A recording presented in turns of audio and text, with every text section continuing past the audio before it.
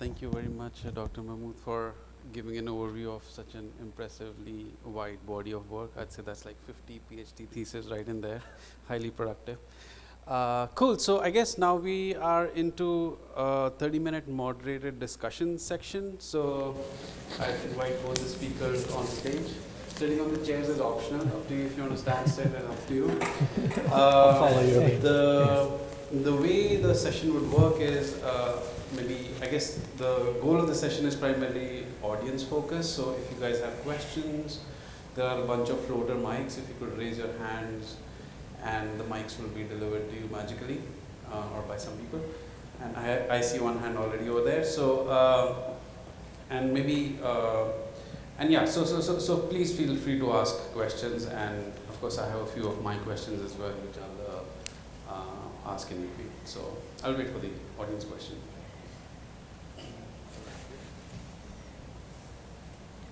And then these are the serious questions. Save the really crazy ones for the networking session, right?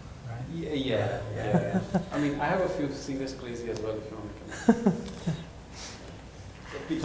Yeah, thank you for the excellent talks. This question is for Faisal Mahmood.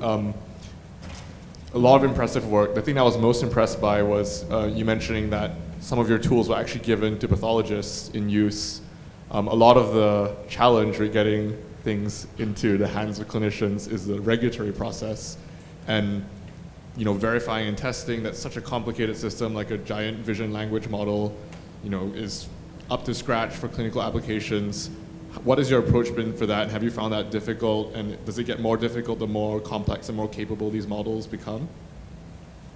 Yeah, so it does become more difficult. So I think that when we're building models that are focused on a singular task, they're obviously easier to validate versus a model that's trained on all of human pathology. So I think the technology or machine learning algorithms or our capacity to train these models is increasing just much faster than our ability to validate them. So definitely was very difficult to validate PathChat, and we're still validating it, right? So the model is improving. We've gone from having 500,000 instructions to 5 million, starting from using all the teaching training materials you could find at Harvard hospitals to effectively using teaching training materials from around the country and from other countries and other languages, and building in sort of RAG tools that would update the model and bring in more latest information, guidelines as they change. Every time you make a change, the model obviously changes, and the benchmarks also need to be improved because from our side, we build a very difficult benchmark, and over time we saturate it, and then start thinking about how to build a better benchmark. There's no standardized benchmarks in the community.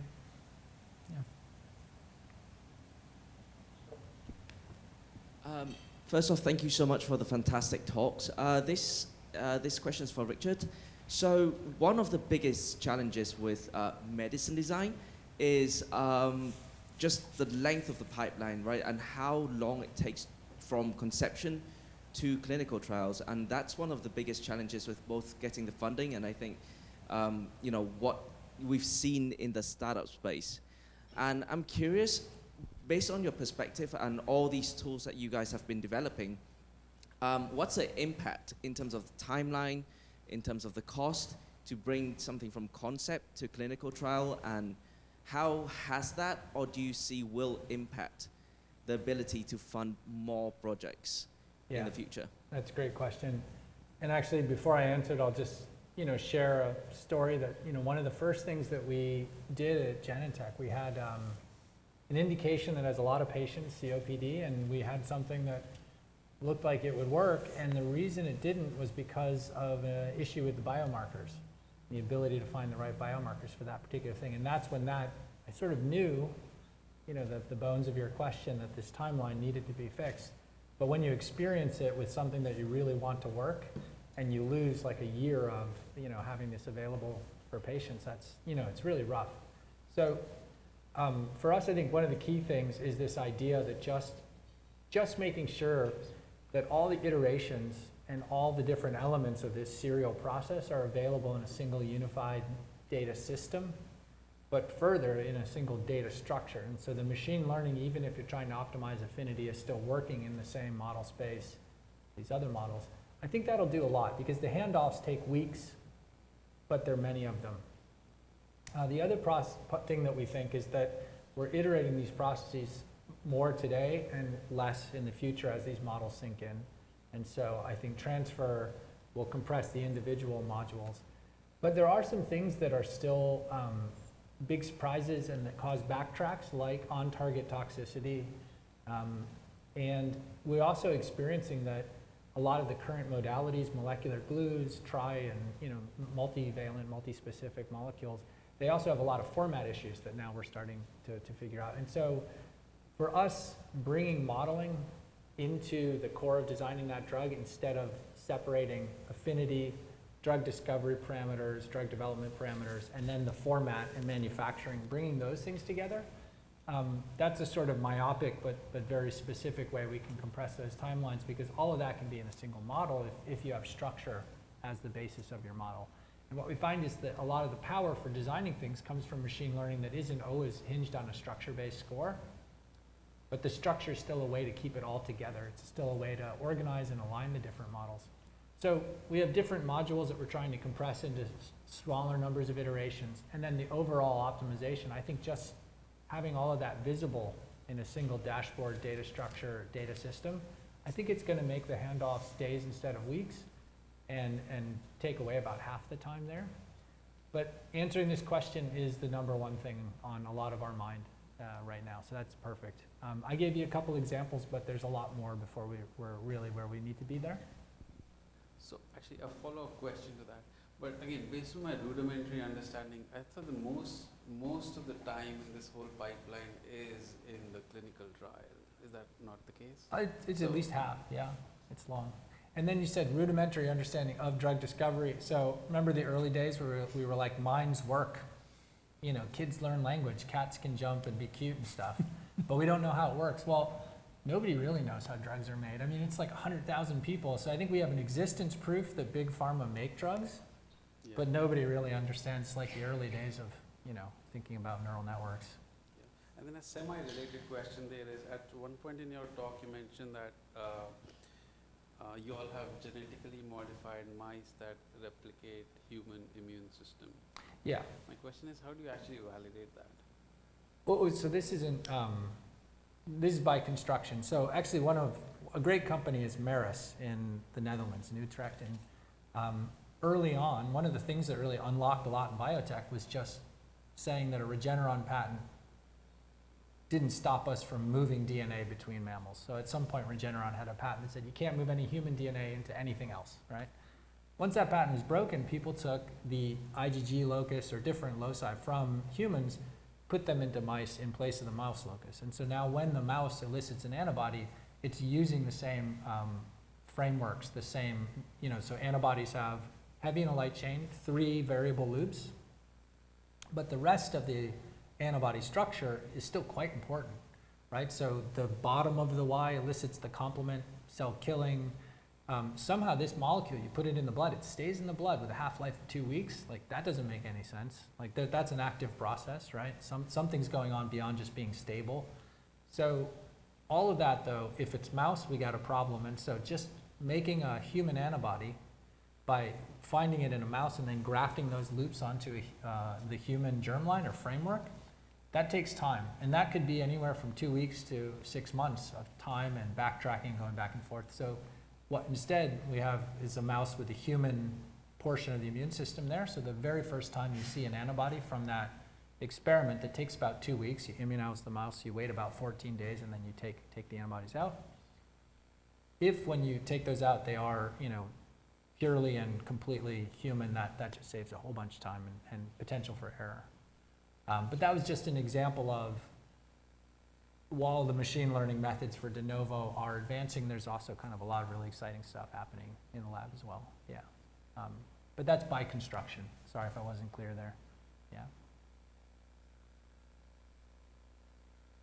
Hi there. My name is Pam Marcus. I am an epidemiologist from the National Cancer Institute. I've spent most of my career working on cancer screening, assessment of cancer screening, and as Dr. Mahmood was speaking, I thought to myself, are we coming close to a time when area under the curve is going to be won? So in other words, in cancer screening, many of you, if not all of you, know this, we sacrifice, well, there are a lot of false positives to be able to pick up one true cancer. And that's, there are a lot of problems with that. Will there come a day with the use of AI where that will be a smaller problem or not a problem? Thank you. Yes, I think it would happen, but, and this is just my thinking around this, I think eventually we would just have a single model that would do both radiology and pathology, and that's how you get to an AUC of 1, like an actual AUC of 1 that nobody's misdiagnosed. There are also a lot of borderline cases, a lot of different, because biology is continuous, and AUC sort of is inherently assuming that we're discretizing, putting patients into bucket. But I think that in terms of diagnosing patients, whether they have cancer or not, we will get to an AUC of 1. Other additional questions, what subtype is it, what grade is it, are more difficult to get to that kind of performance just from my assessment. But definitely in terms of whether they have disease or not, we're getting there pretty quickly. Hi, so my name is Victor Van. I'm from Johnson & Johnson. I do have a question about, first of all, thank you so much for a fantastic talk for both of you. My question for Dr. Mahmood, so 2 questions. The first one is, so your lab do a fantastic job for vision, feature extraction, plus all of the other feature extraction, right? From proteomic, genetics, variations, text. So my question is kind of technical. So let's see, for feature aggregation, what are some major challenge and what are some experience you can share with us? Yeah.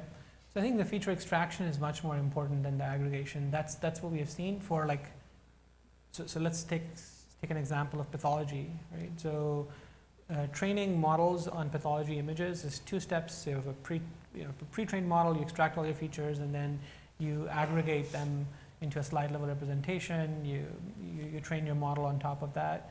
The feature extractor there is much more important than the feature aggregator. But is your question more related to how you aggregate features across modalities? Correct. So cross modalities, of course, there are 2 ways. You could fuse those features, in feature space, extract features from modality A, extract feature from modality B, fuse them and train your model on top of it. That's the most common approach. But more recently, contrasting against modalities has just shown that it's way more powerful. You can contrast against modalities, treat them as multi-view, multiple views of the same thing, and you can build better feature representations for each one of those individual modalities. That's a much more powerful way of making use of multimodal data to and based on my experience working in this area, really allowed us to make use. So there are 2 kind of inflection points. Right? The first one is like self-supervised learning, which says that you don't need to have clean labels to make use of all your healthcare data. And then contrastive learning is really important because you can use these multiple modalities without them being perfectly registered with each other to improve representation for each one of those individual modalities, and then use those representation and pose it to be a useful downstream task, useful supervised problem downstream. Okay, thank you. The second question I have is for agentic AI. So I saw you build some agentic AI for training. So my question is of course, it depends on applications. So is a big difference between human in the loop or some automation for agentic AI to fine tuning or tuning that task? Yeah. I mean, people are building agents for all kinds of different things. And what we were thinking is that, we have all these people who come to us with questions that, can we train a model with this really fundamental question? But we don't have time to work on those individual tasks. Can we build an agent that can effectively make use of all these tools that we have built in the lab? All these self-supervised models. We have tools that you can train pathology, to train with pathology images, do multimodal data integration, everything that you would do with pathology images and some corresponding data that's often used. And build an agent that would lower the barrier for who could be building those models or sort of answering those questions. Right? So that's what we focused on, and that focuses on taking a text prompt, parsing it down. So that's the generative component where you parse it down into a set of instructions, and then the agentic component is that it goes and makes use of those tools together with the data. Right? So and it's really easy to build these agents today based on existing tools and all the LLMs that are available. There are more kind of blue sky clinical agents that remain to be built. They're being built now, and they will have a lot of impact. Okay, thank you. The reason I asked that question because in the pharmaceutical industry, especially when your model talk to some external partner, it's kind of scary sometimes if you totally leave that agent to handle everything. You probably have some way put a human in charge. Yeah, so I think you'll still be in charge, right? Because you'll generate the text prompt. The agent can run within your environment. It doesn't have to run on the cloud. Thank you. Yeah. Hello, thank you very much for 2 excellent talks. My name is Alejandro Pironti. I'm a computational biologist at NYU Langone. And this question is for Richard. During your talk, as you were showing protein binding pocket, you sort of said that you were happy that you could use physics-based models for finding a ligand, if I remember correctly. And I was wondering if you could comment more on the interplay between mechanistic models and statistical models for drug design, and maybe tell us how you think the field might develop in the future, whether this is going to be some sort of pendulum dynamics where we dive more for some time in statistic-based models and then the pendulum swings back towards mechanism, or whether you think that the field will embrace statistics and questions will be answered with statistical models and it'll be a little bit hard to ask questions about mechanism. Good question. Well, I mean, one thing, this sort of physics versus statistics in the early days of Rosetta, when it was like just 3 of us writing that code, there was always this argument that we were somehow breaking the rules because we were using Bayes' rule. And then we would have to, if you go far enough back, you realize that van der Waals, potentials, which is a big part of physics and biology, when can atoms not overlap? That's like collision experiments and tomography from the 50s, and then they kind of fit some statistics to that. The 612 potential, we think of as physics, but it's a pretty weird approximation, and definitely statistics that's hiding in the physics toolbox. And so the overlap goes back and forth. And so when it comes to binding and conformation, I think we will have physics considerations and scores, but they will be almost exclusively captured in really efficient machine learning methods. And there, a lot of that is just codifying and finishing the process of where we were moving. And so even in the early days of Rosetta, local structures, secondary structures, local hydrogen bonding, rotamers for side chains, small molecules, their internal degrees of freedom, a lot of that we could compute with physics, but we would still capture that in really not so memory efficient lookup tables, so that then you could rip through that in a Monte Carlo sense.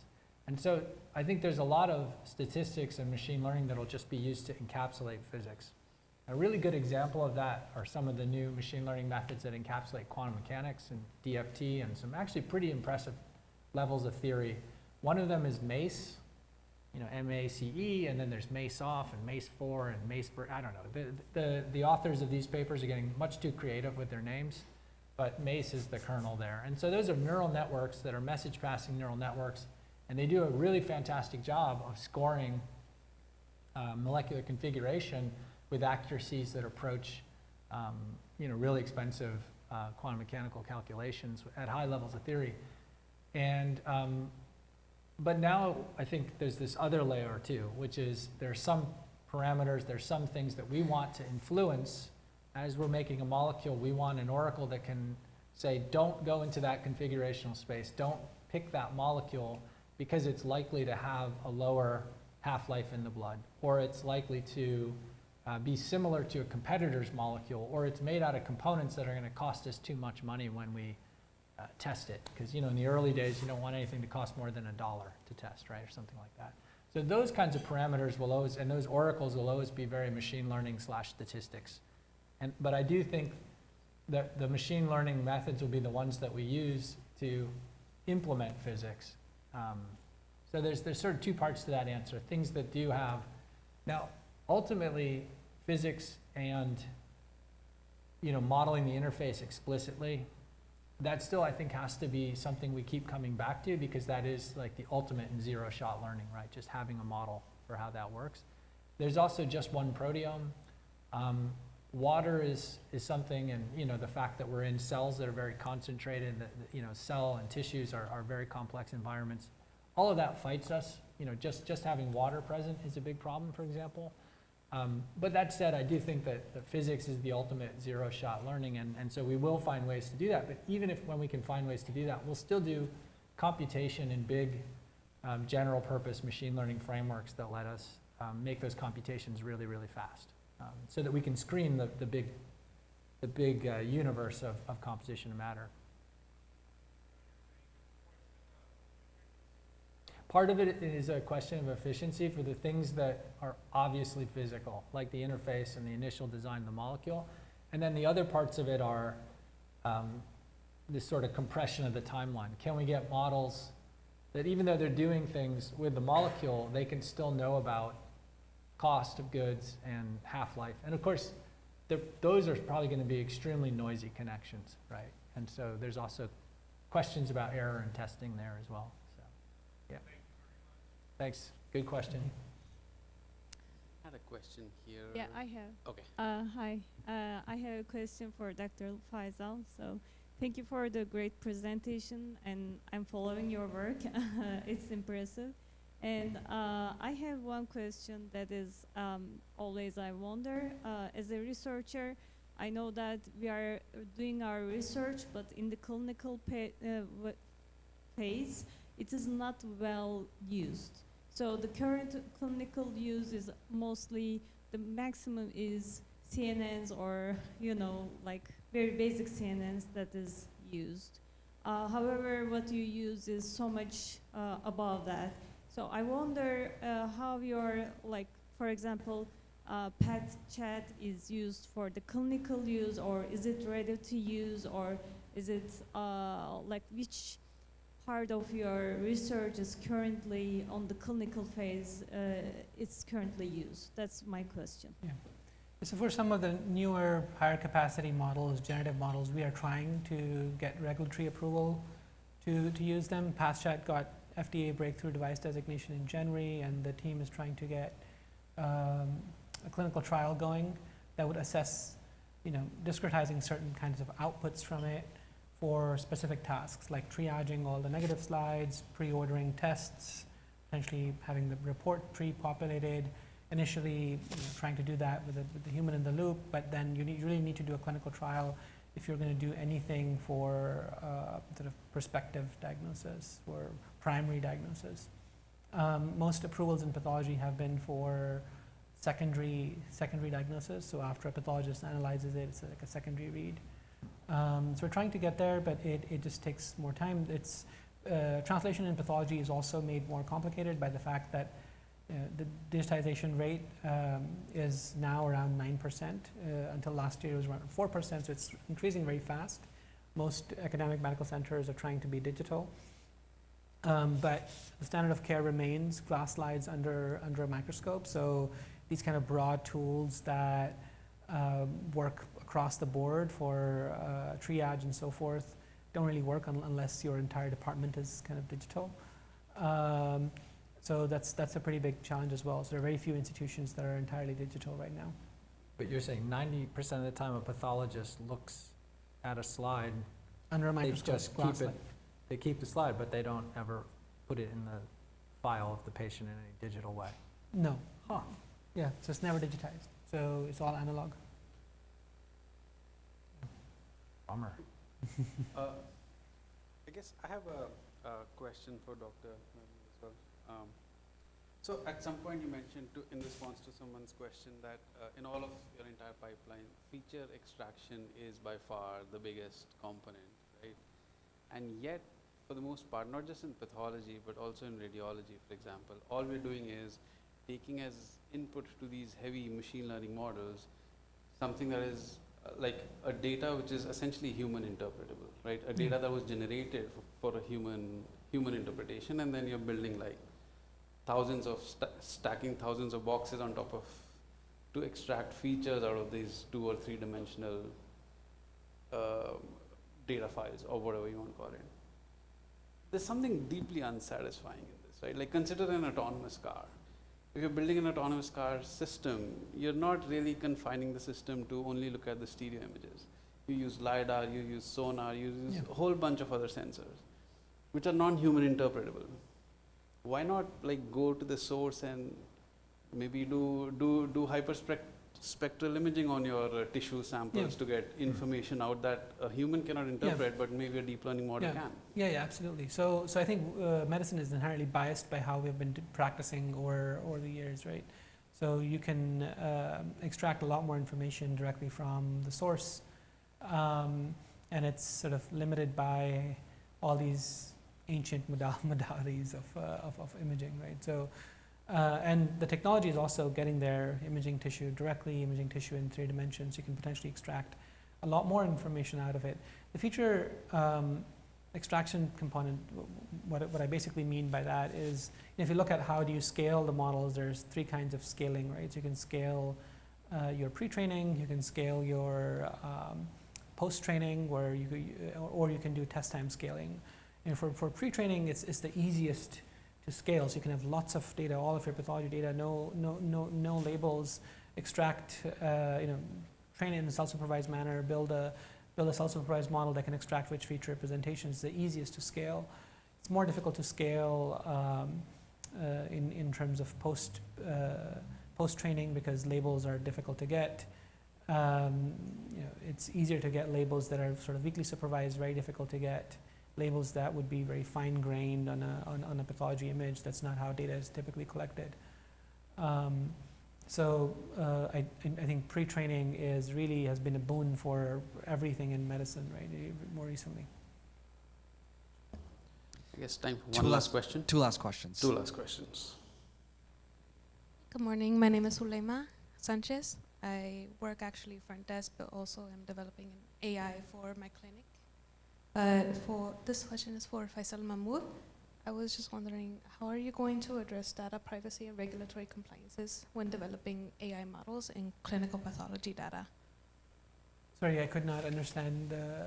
How are you going to ensure the privacy of patients when it comes to the pathology data? Yeah, so we take several steps. All of the pathology images are de-identified before we start using them. And the hospital goes through aggressive steps to do that, as much as as the labeling, putting stickers on every slide, rescanning it, all kinds of different that don't really happen in our group. And then all the reports and everything that we get corresponding is also de-identified. So we just work with de-identified data.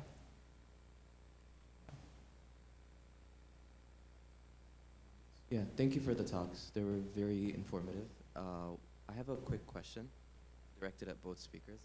So it's more on a system design level. With regards to the systems that use agentic AI or multi-agent components, how do you decide, or how do you divide the agent's roles, and in what, like, especially when you're using like an LLM to orchestrate the agent tasks, how do you decide which tasks should be like handled by tools versus like dedicated full-on agents? So for us, we have, one of the things that we found, after about 2 years working on this,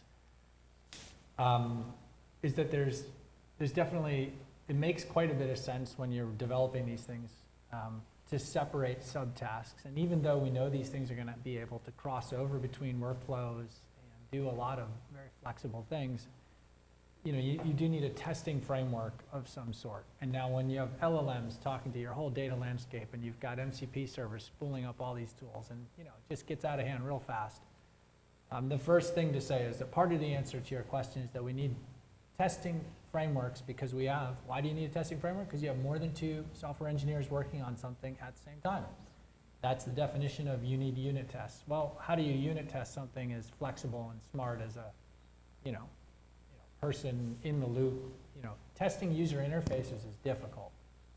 People have written books on why this is near impossible. Testing agentic interfaces that also have user interfaces, and this is going to be difficult. So the first thing to think about is having different general classes of workflows, and then thinking through testing and having a sizable amount of your team's effort focused on human testing, because for now we don't actually have perfect frameworks for that. Then the other part is, we do like to separate data, visualization, and tools that have to run over length or autonomously as subtools. And so building in that hierarchy, there's a lot of really great open standards and frameworks for that. And so, Faisal said that some of this is easy, and actually some of it is. But the extra work you do to document tools, document code, make sure that you have access to as much of the source tree, including prior states as you have, all of that goes into encapsulating tools in ways that you would, an MCP server encapsulated tool might be something that you would use to connect to a website. And so thinking about having it cleanly connected to a website with future developers means that the agent's going to have more to see, more to connect. And so, I would, what we do is we have this sort of tool interface data separation, but when things go into the system, there is a long tail of tools that aren't encapsulated in that way, and they work through sort of other communication protocols like the web, for example. But the things that are most robust and that seem to go off the rails the least are the things where we've done the work to make an MCP server with its own independent testing framework, which is slowing it down. But again, in a pharma setting, you need, and actually in the clinic, working to get those things properly integrated is going to be tough. But I would say that, the tool layer, spend extra time making sure that when you encapsulate that, you don't just do the minimum to get that server up. You actually do think through what has the fine-tuned version of the reasoning model seen, and is the tool that I'm plugging in documented well enough to make sure that the model knows, via some YAML interface or via some documentation, precisely what the inputs and outputs are. And I think this is something that the agents field is starting, at least in the open access part of the agents field, is starting to get a good handle on. But it actually brings you back to needing to do your homework and document your code and build unit tests and slow things down. So you solve the problem, and then you spend the next 80% of your time documenting it, coding, sharing, writing an interface, double checking that you have tests for everything. So unfortunately, it still takes time to plug these things in. That would be my lesson from the last couple of years. Yeah. The only thing I'll add to it is that for us, guardrails have been really important, right? Because if you have an LLM-based or a reasoning-based model-based orchestrator, it can really go haywire into just training all kinds of different models, trying out all kinds of different things. So constraining your orchestrator is sort of key to getting these systems to work as you want them to, right? And then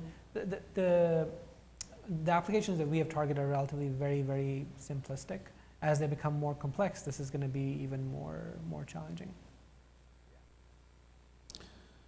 Cool. I guess that brings us to the conclusion of the moderated discussion. Let's thank the speakers once again. Thanks so much. Thanks.